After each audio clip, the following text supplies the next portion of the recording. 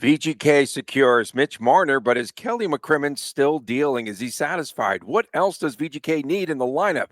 Next on this edition of Locked On Golden Knights.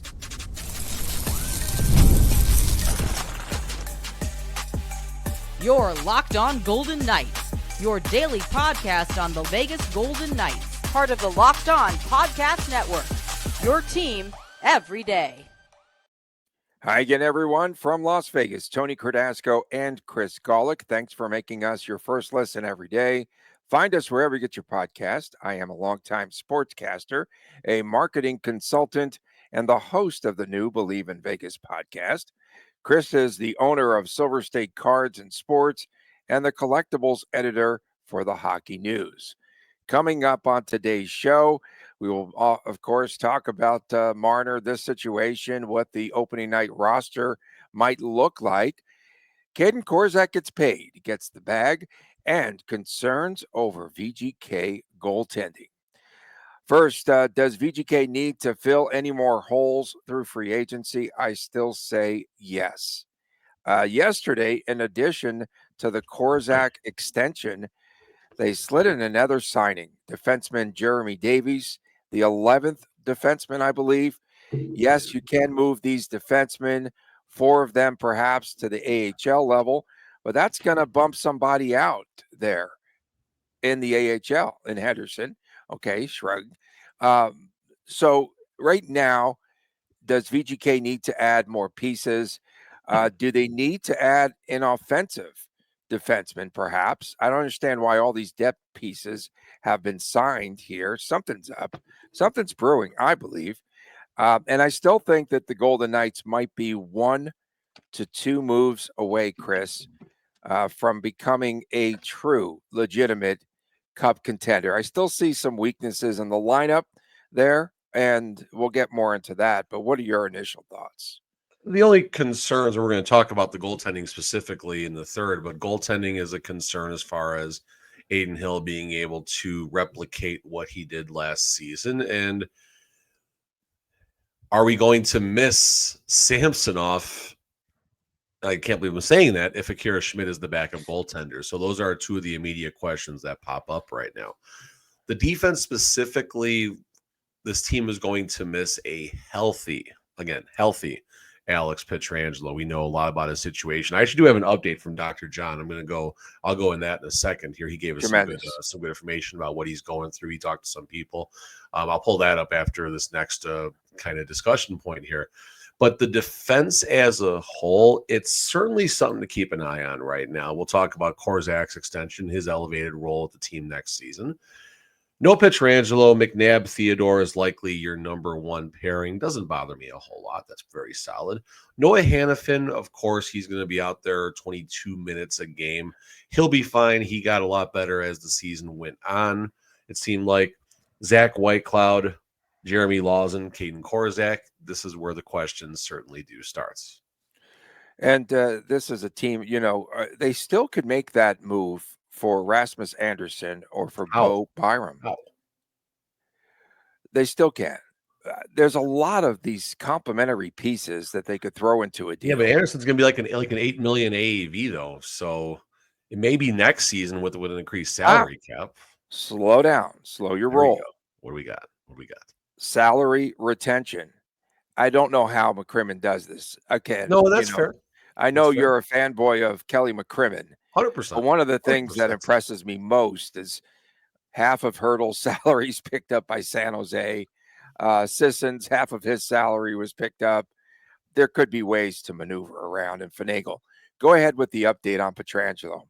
Sure. So Dr. John Strickland gives us a lot of his time very graciously, and we talked on yesterday's show, and I knew he'd be paying attention and watching, so he gave a pretty detailed explanation here. He said it was a great podcast today, so that's the best thing that he said in all of this here. But the picture I saw on Twitter, which literally looks like they're showing rods going up and down his leg.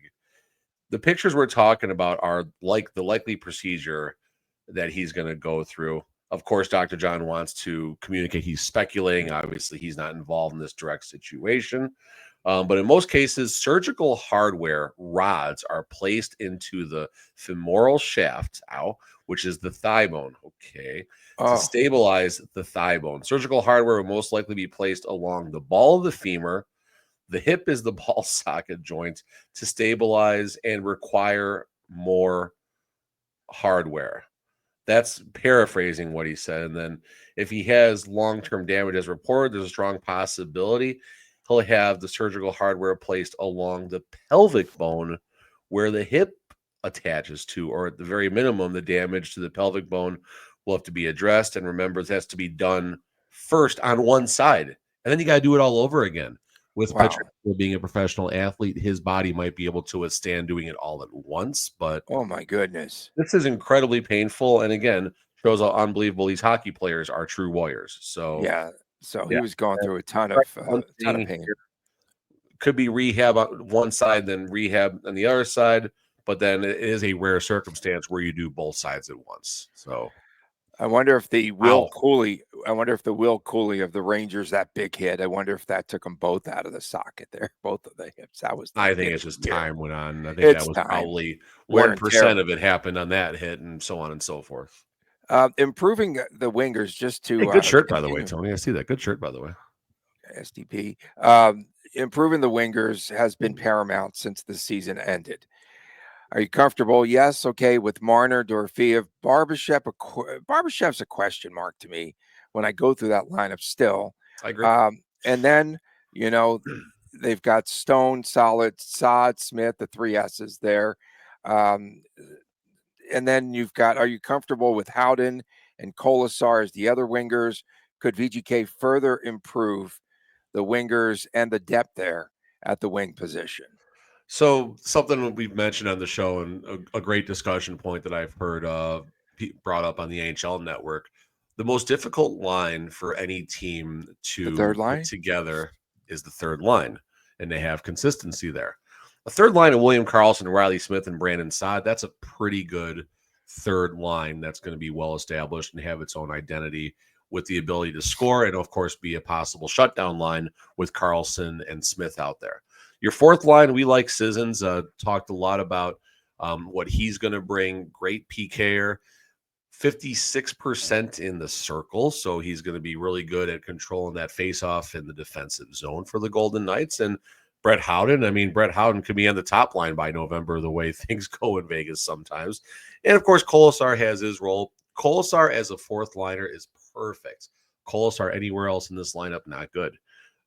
Second line, so he's not a first liner. What's wrong with you? The top 2 lines, this is where I disagree with what a lot of people are saying and what the NHL Network's putting out there and everything. I would love to see the Eichel, Stone, Barbashev line get a run back.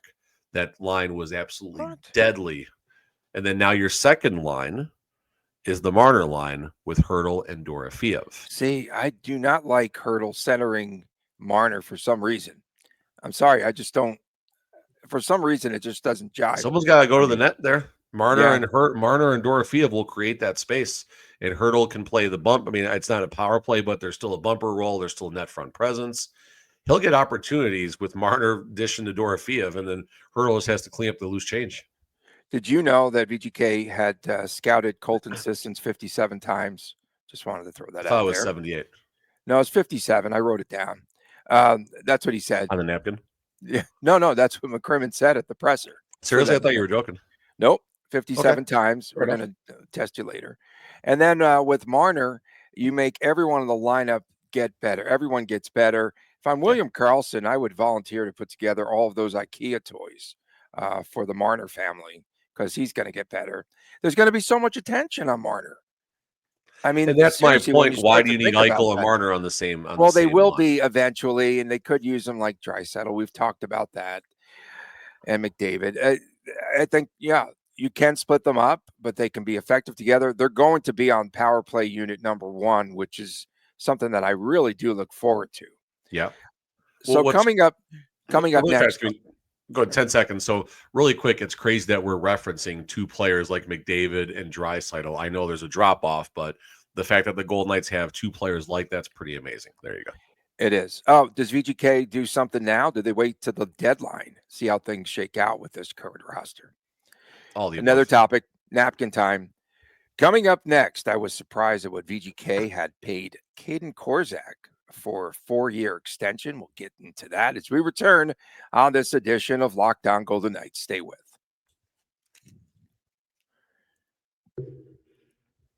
Ever check your bank account and wonder, where did all my money go between dining out last night on the strip? My goodness, friends in town. Online shopping, it's got me. Okay, done. Entertainment, all of that.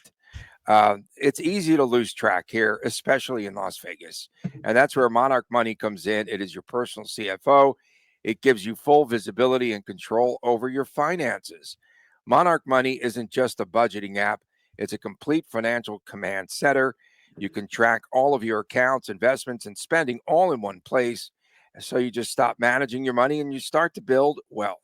And when I started to use Monarch, I realized how much I was really spending on subscriptions, for instance. I still can't, every once in a while, one will pop up that I never canceled. I should have. Take control of your finances today and use Monarch Money. Use that promo code LOCKEDONNHL. You'll get 50% off of your first year. Go to monarchmoney.com. Use the promo code LOCKEDONNHL, and you will get 50% off of your first year at monarchmoney.com. Welcome back on this edition of Locked On Golden Knights. Tony Cardasco and Chris Golick reporting from Las Vegas. Thanks for making us your first listen. Please subscribe to our Locked On Golden Knights YouTube channel. And tomorrow we will do a special explosive edition of WTF for them. A lot of fireworks tomorrow on the show, perhaps. Night of Fire tonight. Let's go. Night of Fire tonight. Let's go. Night of Fire and the motorless boat racing, Tony. Waterless boat racing. Motorless boat racing. That might be no motors in the boats, I guess. That's good. Okay. Motorboating. So much fun. So much fun. I did want to, can I just make a quick point? I'm on Eastern and Serene yesterday, one of the busiest intersections in the city, right? A woman is there in her little mobility scooter trying to cross the street, and she can't. A young gentleman, I wish I got his name, or I wish I could have helped her, what have you, parks his car. There's a 7-Eleven on the corner, gets out, walks the woman across the street. So that was a good gesture by a young guy yesterday. So kudos to him. I had to point that out. It was just, it's nice to see that there's still good people. And in the city, there's a lot of good people.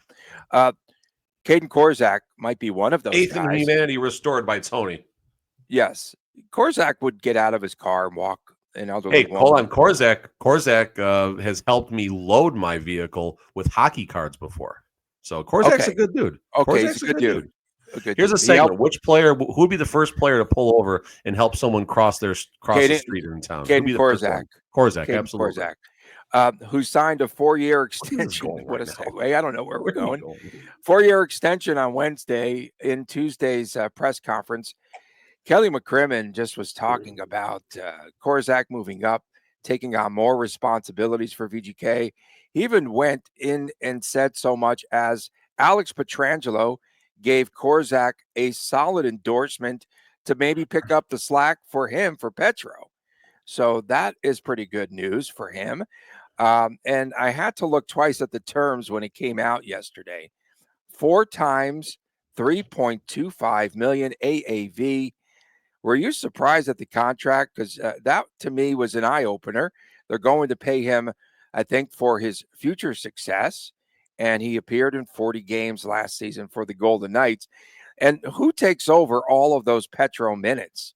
Cororzak could definitely eat into those, and he'd be the first to help the elderly woman across the street.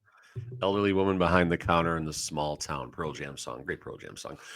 Anyway, so going to Cororzak here, I know offensive metrics aren't what we're looking for, but at least it's a measuring point here. And well, Cororzak scored 1 goal in 23-24 with 8 assists in 26 games, 9 points in 26 games. That's actually very interesting. 10 points, 10 all assists in 40 games, 24-25. At the American League level, you got a 14-point season in 47 games, another 14-point season in 50, 9 points in 26. So you don't see a lot of offensive upside. But again, Nicholas Hague, you're talking about the same output. Cororzak on a points per game ratio is actually a little bit better. I was running some numbers yesterday. Maybe that'll be a topic for tomorrow as far as points replaced and everything like that. Cororzak, as far as what he's going to bring to the team, 6'3", 203. So the size is definitely there. You have that stay-at-home mentality of like a Nick Hague or a Braden McNabb. We'll probably use more Nick Hague as the comparable. And then you have some mobility in the sense of like a Zach Whitecloud. Zach Whitecloud has definitely got a lot more confident with going into the attacking zone, depending on the circumstances and everything. Korczak does have that in him. I think he has a good offensive mind. We've seen a few games where he does string together a lot of nice chances. And it seemed like Korczak just needed a chance. And this is something that McCrimmon talked about. Sometimes you just need that chance. Sometimes it's not about, forcing it. Just the chance has to be given to you sometimes. And then you take the ball and run with it. So insert Korczak, that the AAV, that's obviously a bit of a head scratcher. But if he's playing 17 responsible minutes a night, it's money well spent. Yeah, McCrimmon believes that Korczak can now become an everyday player, which I always have some concerns there. Homegrown, the important homegrown round 2 developed in 2019. Would you say developed, maybe? Oh, they definitely developed him. I mean, got him out of the WHL from the Kelowna Rockets. There we go. Oh, I need that hat. I need that hat. I might get a Rockets hat. Yeah. So, I mean, it's Golden Knights get a lot of bad raps for not developing anybody. Well, here you go. 4 seasons in the AHL. So there is a chance. Are you saying we have a chance? Yeah, it has a chance. Said he likes to play with McNabb. So let's take a look at what you think the pairings might be right now. Currently, it's probably Theo and McNabb, Hanifin, Whitecloud, and they're getting really high on. I know that McCrimmon had spoke about. He spoke a little bit about Whitecloud too and his progress, and then Lazan and Korczak. But how's he move up the lineup? Or are they saying that he's going to play in more than 40 games? Is that the move there? Number one, when I was referencing what McCrimmon was saying about someone just kind of needs that chance to move up, McCrimmon was speaking about Whitecloud in that moment, but it's also a transferable statement where sometimes just someone leaves and people elevate themselves. So that's just the clarification there. Right now, again, it's July the 3rd. We got a lot of things that can and will likely happen between now and training camp, let alone when the season starts and gets going. But it looks like Cororzak and Lawson will be on that bottom pairing. But I don't think Whitecloud's role is cemented. I think if someone's looking over their shoulder in this VGK lineup, as far as the D goes, it's going to wind up being Zach Whitecloud. Cororzak will get a little bit of a leash because this is his first time getting full-time minutes. Lawson is a experienced blue liner who, he's got to perform, but he's going to be pretty safe. It's not out of everyone. He's just a big hitter. Perfect. And he'll be just fine. So Cororzak and Whitecloud will be competing internally for minutes with Ben Hutton, reminding everyone that he's still on the team every now and then. Poor Hutton. I feel so bad. Talk about needing an opportunity. Let the guy go so he can show that he's an everyday Hutton's player. cool. Sure. He's ready. He's getting paid. He's chill. Life is good for Ben Hutton. And if anything, his career is being extended by the lack of games right now. Yeah, this is true. They need to pay him $3.25 million a year to AAV.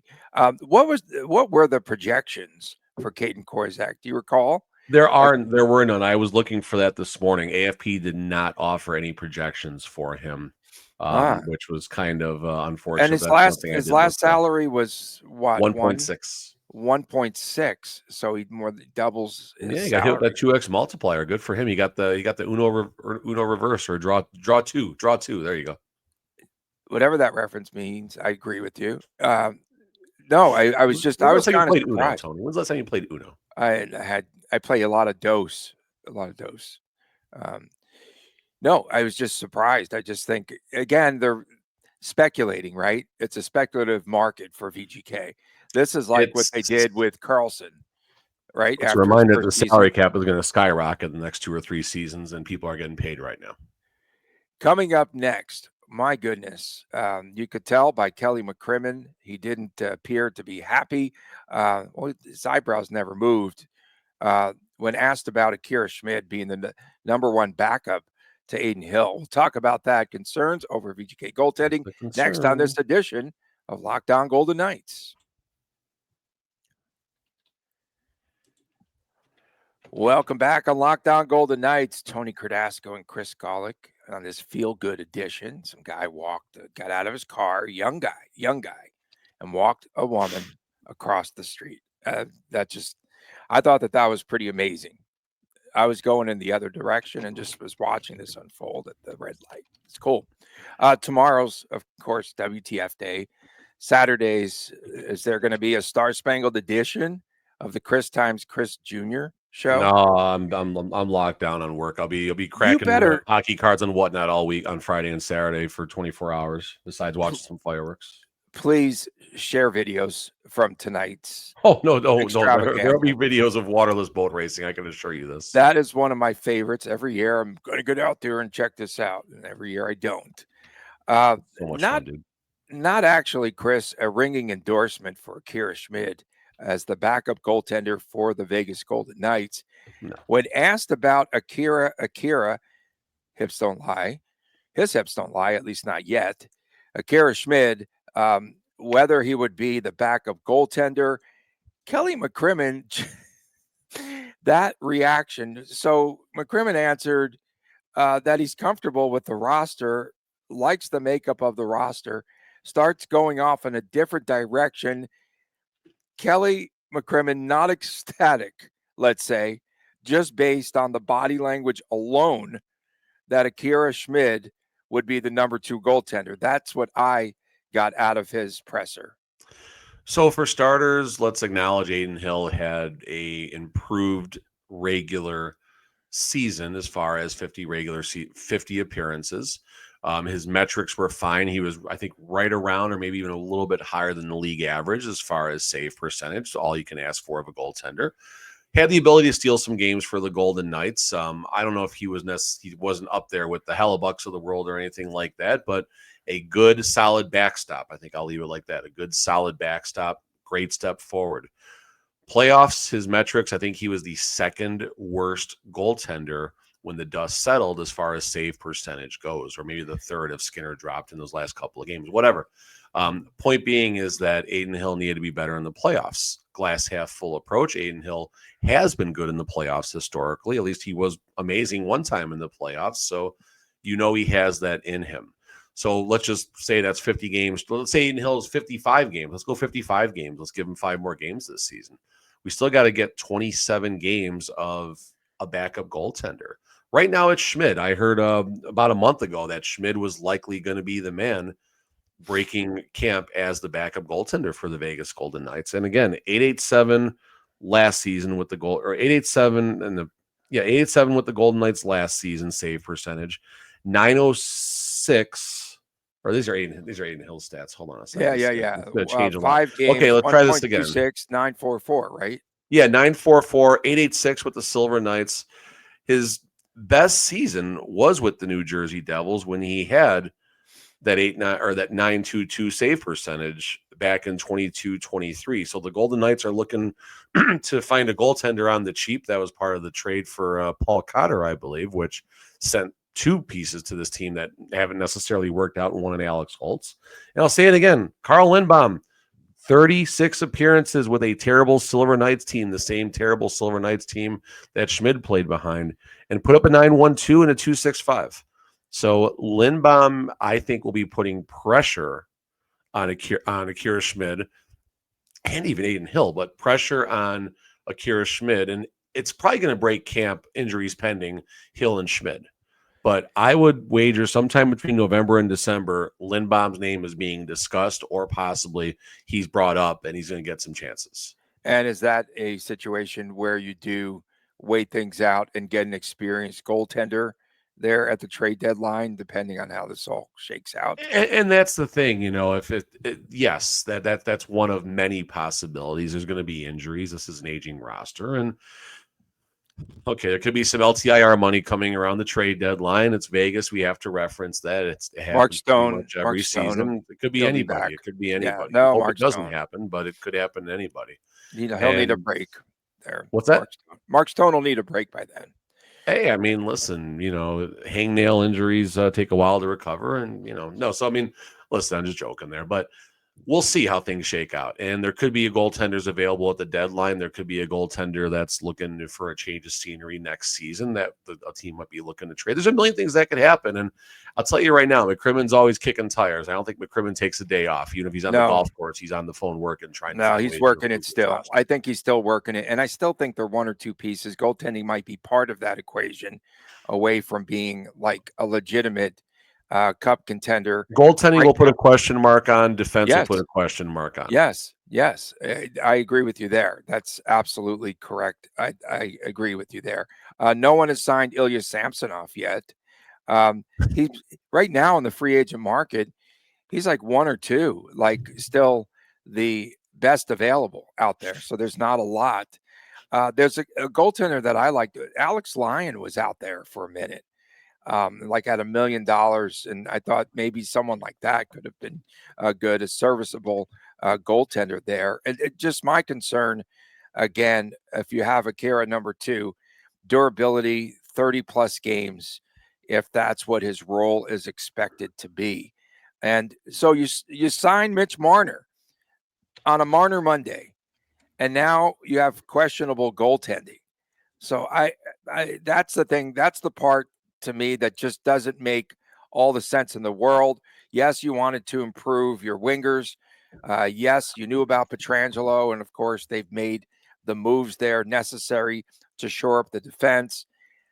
If you leave the goaltending questionable, then this whole equation falls apart. So let's talk about defense here for a second and scoring, and maybe a spot where the Golden Knights missed. Brent Burns.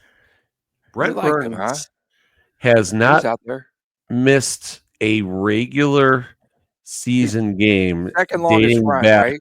What's that? Second longest run.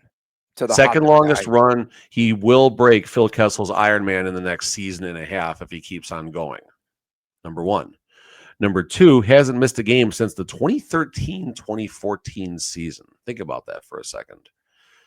Brent Burns last season had 6 goals and 23 assists. You want to talk about his lack of defense? Well, he was a +7. He signed for $1 million AAV in Colorado. I saw that. $1 million.